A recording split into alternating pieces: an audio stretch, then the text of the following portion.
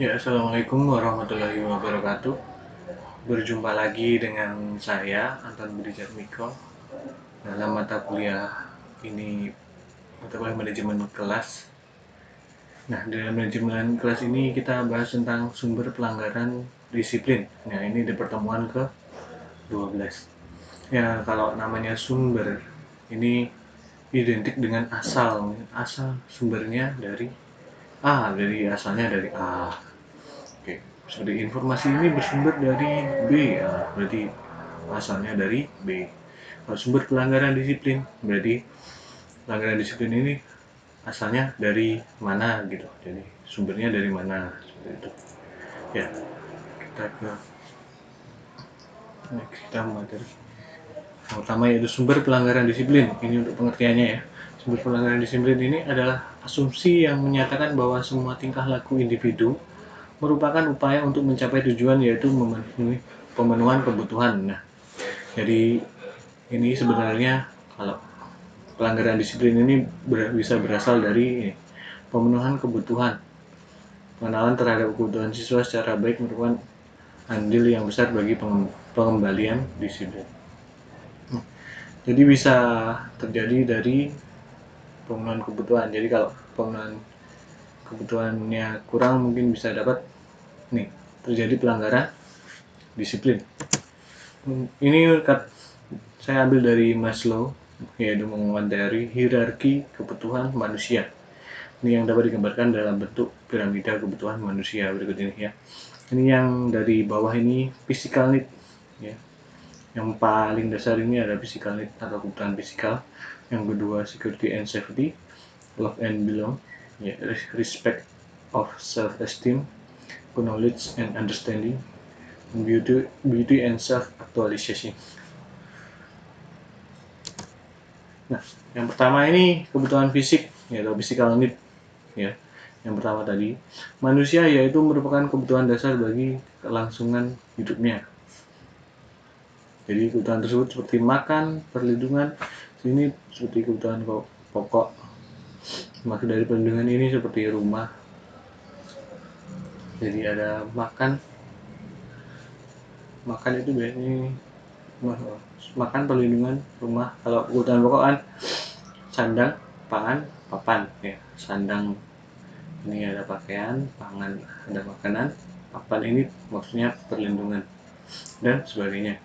Yang kedua ini kebutuhan akan keselamatan dan rasa aman, security and safety, yaitu kebutuhan keselamatan dan rasa aman baik fisik maupun perasaan keamanan terhadap masa depan yang dihadapinya. Nah, pelanggaran disiplin ini bisa bersumber dari ini, ya. Kalau dia merasa tidak aman, dia dapat menimbulkan ini, pelanggaran disiplin. Jadi bisa bersumber dari kebutuhan akan keselamatan dan rasa aman. Kalau dia terancam, mungkin rasa amannya terancam, keselamatan terancam, dia dapat ini apa?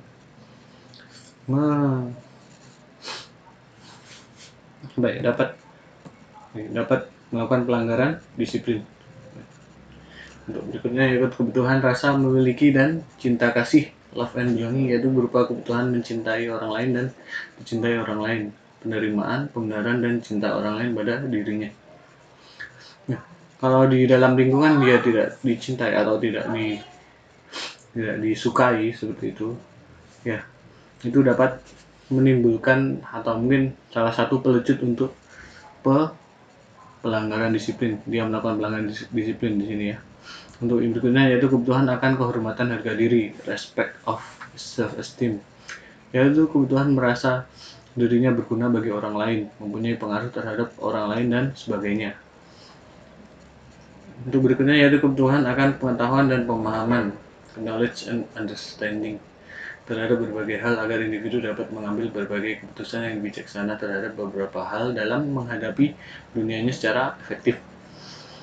Ini yang terakhir kebutuhan akan keindahan dan aktualisasi diri, beauty and self actualization, yaitu kebutuhan untuk memperoleh pengalaman mengaktualisasikan dirinya dalam dunia nyata secara langsung agar dari pengalamannya ya, ini pengalamannya, dari pengalamannya ia akan lebih kreatif, toleran dan spontan. Nah, jadi pelanggaran disiplin itu bisa bisa terlecut apa ya? Bisa bisa terjadi dari ini kekurangan kebutuhan-kebutuhan ini. Nah, jika kebutuhan fisiknya seperti mungkin dia kurangnya pakan dapat menimbulkan pelanggaran disiplin, seperti mungkin dia mencuri karena dia kelaparan, atau di perlindungan untuk rumah, pakaian ini untuk kebutuhan akan keselamatan tadi seperti security and safety. Ketika dia merasa terancam di lingkungan tersebut, dia dapat melakukan pelanggaran disiplin ya. Tapi jika kebutuhan ini tercukupi, semua kebutuhan ini tercukupi, maka dapat menimbulkan pribadi yang taat disiplin. Untuk berikutnya yaitu pelanggaran disiplin di sekolah bersumber pada lingkungan sekolah yang tidak memberi pemenuhan terhadap semua kebutuhan peserta didik, khususnya inilah pelanggaran disiplin ini bisa terjadi kalau kebutuhan peserta didik ini tidak terpenuhi. Ini kalau di sini kita akan membahas tentang pelanggaran disiplin di sekolah bersumber pada lingkungan sekolah yang tidak memberi pemenuhan terhadap semua kebutuhan peserta didik, khususnya ini yang pertama, tipe kepemimpinan guru atau sekolah yang otoriter, yang senantiasa mendiktekan kehendaknya tanpa memperhatikan kedaulatan subjek didik ya. Ini tipe kepemimpinan guru atau sekolah yang otoriter ini juga bisa menjadikan kebutuhan siswa tidak tercukupi ya, mungkin merasa tertekan, akhirnya dia melakukan pelanggaran disiplin. Ini yang kedua, sekolah atau guru tidak atau kurang memperhatikan kelompok minoritas, baik yang ada di atas atau di bawah rata-rata dalam berbagai aspek yang ada hubungannya dengan kehidupan sekolah. Ini kalau contoh sederhananya yaitu pada saat pembelajaran di kelas, mungkin ya contohnya kalau yang di atas atau di bawah ini, maksudnya kalau dia yang mungkin memiliki kecerdasan yang tinggi, dia pada saat mengerjakan soal atau mungkin ada tugas, dia sudah selesai duluan, tapi tidak ada perhatian dari guru, atau mungkin perhatiannya disamaratakan. Jadi disamakan, kalau yang di atas ini sama dengan yang di tengah, atau yang di bawah ini sama dengan yang di tengah. Jadi dapat menimbulkan pelanggaran disiplin di kelas. Contohnya kalau yang biasanya di atas ini anak yang ini hiperaktif, itu mencoba mencari perhatian kalau dia sudah selesai. Nah, kalau yang di bawah ini biasanya mungkin merasa tidak adil dalam pembelajaran. Nah, ini juga dapat menimbulkan pelanggaran disiplin. Dan kedua, sekolah atau guru kurang melibatkan dan mengikut sertakan para peserta didik dalam keikutsertaannya, bertanggung jawab terhadap kemajuan sekolah sesuai dengan kemampuannya ya. Jadi di sini sekolah atau guru hendaknya itu melibatkan siswa dalam kegiatan-kegiatan sekolah, yang atau mungkin membangun taman gitu, bisa melibatkan siswa, atau membangun apa saja, mungkin membuat perpustakaan atau membuat pojok baca, kalau bisa mengikut sertakan siswa. Dengan begitu kan mereka memiliki mendapatkan sifat yang merasa memiliki sekolah tersebut. Jadi itu akan menimbulkan perasaan untuk menjaga, dan itu salah satu yang dapat melecut kedisiplinan siswa. Jadi untuk meminimalisir pelanggaran disiplinnya ya, ini yang berikutnya yaitu sekolah atau guru kurang memperhatikan latar belakang kehidupan peserta didik dalam keluarga ke dalam subsistem kehidupan sekolah. Ini kalau yang ini latar belakang peserta didiknya. Untuk berikutnya, sekolah kurang mengadakan kerjasama dengan orang tua dan antara keduanya juga saling melepaskan tanggung jawab. Ya, di sini karena tidak ada kerjasama antara orang tua dan kedua orang tua dan sekolah, jadi dapat kan bisa saja ini menimbulkan tidak saling percayanya. Jadi ini juga dapat menimbulkan pelanggaran disiplin sekolah. Oke, untuk berikutnya yaitu masalah-masalah yang ditimbulkan guru. Kalau tadi ditimbulkan ini sumber pada lingkungan, yang ini masalah yang ditimbulkan pada guru.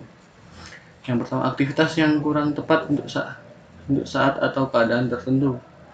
Jadi saat menyikapi sebuah aktivitas mungkin bukan salah ya, mungkin kurang tepat untuk saat atau keadaan. Jadi dalam keadaan tertentu dia melakukan penanganan yang kurang tepat, itu dapat menimbulkan masalah-masalahnya. Untuk berikutnya, kata-kata atau sindiran tajam yang menimbulkan rasa malu peserta didik. Nah, ini juga tidak boleh kita lakukan karena karena mental siswa itu sangat rentan ya, apalagi peserta didik yang masih kecil atau masih di kelas bawah, itu mentalnya masih mudah terombang-ambing. Jadi jaga kata-kata, jangan sampai sindiran tajam yang menimbulkan rasa malu ini mengenai peserta didik. Yang ketiga, ketidakcocokan antara kata dan perbuatan, antara teori dan praktik. Bertindak tidak sopan tanpa pertimbangan yang matang, tanpa melihat situasi. Memiliki rasa ingin terkenal, rasa ingin ditakuti, atau ingin disegani. Nah, ini jangan sampai. Kurang pengendalian diri, seperti suka menggunjing peserta di tempat orang banyak. Kegagalan menjelaskan tujuan pelajaran kepada peserta didik. Menggunakan metode yang kurang kreatif atau monoton, sama dari hari ke hari. Gagal mendeteksi perbedaan individu peserta didik. Berbicara menggumam tidak jelas. Memberi tugas yang berat dan kompleks. Tidak mengontrol pekerjaan peserta didik, apalagi mengembalikan pekerjaan tersebut. Tidak memberikan umpan balik pada hasil kerja peserta didik. Itu kalau dari guru yang ditimbulkan guru. Kalau masalah yang ditimbulkan oleh peserta didik, ini ada anak suka membadut atau berbuat aneh yang semata-mata untuk menarik perhatian di kelas. Anak dari keluarga yang kurang harmonis atau kurang perhatian dari orang tuanya. Ini anak yang sakit, anak yang tidak punya tempat untuk mengerjakan pekerjaan sekolah di rumah, anak yang kurang tidur, ini karena mata melek sepanjang malam, anak yang malas membaca atau tidak mengerjakan tugas sekolah, anak yang pasif atau potensi rendah yang datang ke sekolah sekadarnya, anak yang memiliki rasa bermusuhan atau menentang kepada semua peraturan, anak memiliki rasa pesimis atau putus asa terhadap semua keadaan, anak yang berkeinginan berbuat segalanya dikuasai secara sempurna. Nah, mungkin kalau ini ya, masalah yang tadi ini kalau disikapi dengan baik, dengan tepat, kalau yang tepat oleh guru, insya Allah mungkin bisa kalau masalah bisa dicegah atau mungkin ditangani ya. Gangguan disiplin yang datang dari kelompok peserta didik dapat berupa ketidakpuasan dengan pekerjaan kelas, hubungan interpersonal lemah, gangguan suasana kelompok, pengorganisasian kelompok lemah, emosi kelas, dan perubahan mendadak. Untuk berikutnya yaitu kenyataan sebab-sebab pelanggaran disiplin kelas itu sangat unik, bersifat sangat pribadi, kompleks, dan kadang-kadang mempunyai latar belakang yang mendalam. Lain daripada sebab-sebab yang nampak, namun demikian memang ada juga yang sebab-sebab yang bersifat umum, misalnya kebosanan dalam kelas merupakan sumber pelanggaran disiplin. Mereka tidak tahu apa yang harus dikerjakan karena yang dikerjakan itu saja. Oleh karena itu harus diusahakan agar siswa tetap sibuk dengan kegiatan yang bervariasi sesuai dengan taraf perkembangannya. Jadi guru tidak boleh monoton dalam pembelajarannya. Perasaan kecewa dan tertekan karena siswa dituntut untuk bertingkah laku yang kurang wajar sebagai anak remaja. Tidak terpenuhinya kebutuhan akan perhatian, pengenalan, atau keberadaan pribadi siswa atau status. Jadi tidak terpenuhi kebutuhan akan perhatian, jadi kurang perhatian, pengenalan atau keberadaan pribadi siswa ini dapat menimbulkan pelanggaran disiplin juga. Jadi untuk pertemuan ini, untuk tugas tidak saya adakan. Jadi mungkin kalian dalami materi ini, semoga kita dapat ilmunya. Ya, mungkin cukup sekian dari saya. Wassalamualaikum warahmatullahi wabarakatuh.